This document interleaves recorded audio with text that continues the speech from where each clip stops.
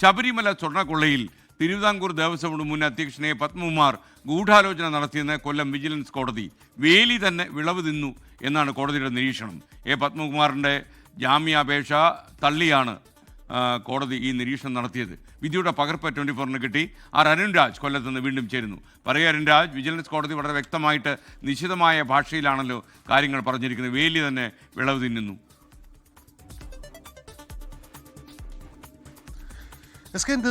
തീർച്ചയായും ശബരിമല സ്വർണ്ണക്കൊള്ളയിൽ മുൻ ദേവസ്വം ബോർഡിന്റെ മുൻ പ്രസിഡന്റായ പത്മകുമാറിന്റെ ജാമ്യാപേക്ഷ തള്ളിക്കൊണ്ടുള്ള വിധിയിലാണ് കടുത്ത പരാമർശം ഇപ്പോൾ വിജിലൻസ് കോടതിയുടെ ഭാഗത്തുനിന്ന് ഉണ്ടായിട്ടുള്ളത്. കണ്ണിലെ കൃഷ്ണമണി പോലെയാണ് ശബരിമലയിലെ സ്വത്തുക്കൾ ദേവസ്വം ബോർഡ് കാക്കേണ്ടത്, പക്ഷേ വേലി തന്നെ വിളവ് തിന്നുന്ന കാഴ്ചയാണ് അവിടെ കണ്ടത് എന്ന കടുത്ത പരാമർശം കോടതിയുടെ ഭാഗത്തുനിന്ന് ഇഘട്ടത്തിൽ ഉണ്ടായിട്ടുണ്ട്. മറ്റൊന്ന്, പത്മകുമാർ ക്രിമിനൽ ഗൂഢാലോചന നടത്തിയെന്ന SITയുടെ കണ്ടെത്തൽ അത് കോടതി ഈ വിധി പ്രസ്താവത്തിൽ ആവർത്തിക്കുന്നുണ്ട്.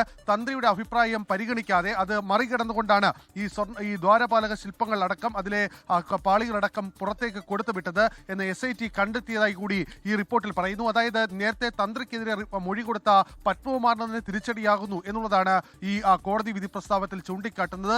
തന്ത്രിയുടെ നിർദ്ദേശാനുസരണമല്ല ഈ പാളികൾ പുറത്തേക്ക് പോയത്, മറിച്ച് തന്ത്രിയുടെ വാക്ക് വിലക്കിക്കൊണ്ട് അത്തരമൊരു അഭിപ്രായത്തെ മറികടന്നുകൊണ്ടാണ് പത്മകുമാർ ഇത്തരത്തിൽ ഈ പാളികൾ പുറത്തേക്ക് കൊടുത്തുവിട്ടതെന്നാണ് SIT കണ്ടെത്തി കോടതി അറിയിച്ചിട്ടുള്ളത്. ഈ പോറ്റിയും അതുപോലെ ഉണ്ണികൃഷ്ണൻ പോറ്റിയും പത്മകുമാറും തമ്മിൽ 2018 മുതൽ തുടങ്ങിയ ബന്ധമാണുള്ളത്.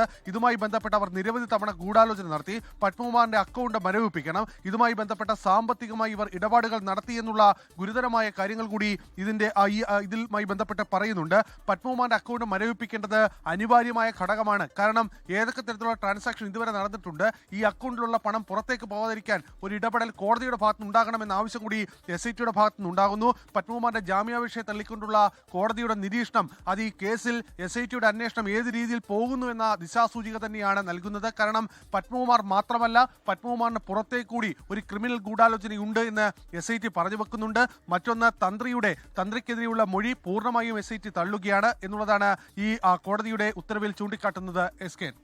ലോകത്തെവിടെയായാലും ഏത് സമയത്തും 24 വാർത്തകളും ഓഗ്മെന്റഡ് റിയാലിറ്റി പാക്കേജുകളും എക്സ്പ്ലെയിനറുകളും വിശദമായി കാണാൻ ഞങ്ങളുടെ YouTube ചാനൽ നിങ്ങൾക്ക് സബ്സ്ക്രൈബ് ചെയ്യാം.